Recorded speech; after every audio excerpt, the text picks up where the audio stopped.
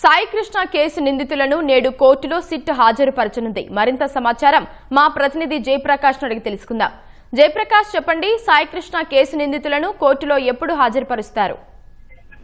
ఉమామహేశ్వరి, నిన్న ఇందులో కీలకంగా నిందితులుగా ఉన్నటువంటి హెడ్ కానిస్టేబుల్ అశోక్, నాని నిన్న సూర్యారావుపేట ఏసీపీ ఎదుట లొంగిపోయారు. అదేవిధంగా గత 2 రోజుల నుంచి సిఐ నాగరాజుకి సహకరించిన ఆయన స్నేహితుడు సురేష్ ను పోలీసులు అదుపులోకి తీసుకొని విచారిస్తూ ఉన్నారు. నిన్న అరెస్ట్ చేసినట్టు కుటుంబ సభ్యులు కూడా తెలిపారు. అయితే ఈ ముగ్గురిని ఈ రోజు సాయంత్రం లోపు కోర్టులో హాజరుపరిచే అవకాశం కనపడుతుంది. మొదట వాళ్ళని విజయవాడ ప్రభుత్వ ఆసుపత్రిలో వైద్య పరీక్షల నిమిత్తం తీసుకువెళ్లి ఆ తర్వాత అక్కడి నుంచి కోర్టులో హాజరుపరుస్తారు. అయితే నిన్న రాత్రి వరకు ఈ ఇద్దరిని, అశోక్, నాని ఇద్దరిని విచారించారు.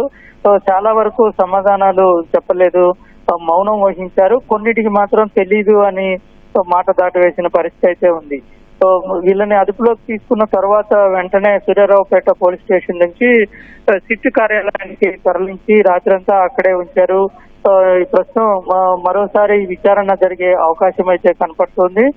ఇందులో ప్రధానంగా సిట్ చీఫ్ ఐజీ రవిప్రకాష్ కూడా కొద్దిసేపు ఉండి విచారించి వెళ్లారు. ఆ తర్వాత ఎస్పీలుగా ఉన్నటువంటి నయీం అస్మి, అదేవిధంగా అమిత్ బద్దార్, ఏఎస్పీ సుధాకర్ వీళ్ళ ఆధ్వర్యంలో విచారణ కొనసాగింది.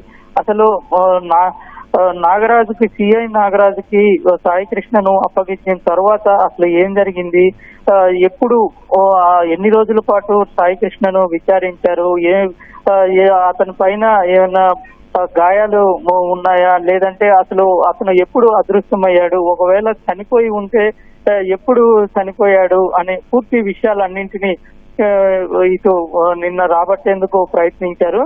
మరోవైపు అసలు చనిపోయి ఉంటే కనుక అసలు మృతదేహం ఎక్కడ ఉంది, అసలు ఏం చేశారు, ఎవరెవరు దీనికి పాల్పడ్డారు, ఎవరైనా పైనుంచి అధికారులు ఆదేశాలు ఏమైనా ఇచ్చారా, అసలు ఎందుకు అక్కడి నుంచి మార్కాపురం నుంచి అసలు ఎందుకు తీసుకువచ్చారు, ఇటువంటి విషయాలన్నింటికి సమాధానాలు రాబట్టేందుకు అధికారులు ప్రయత్నిస్తూ ఉన్నారు.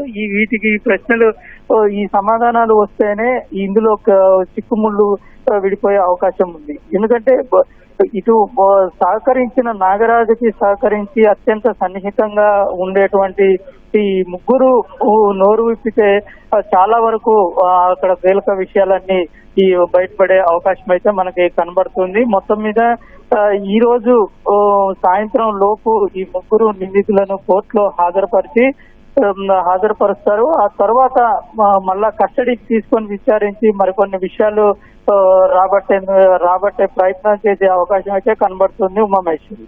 రైట్, ధన్యవాదాలు జయప్రకాష్.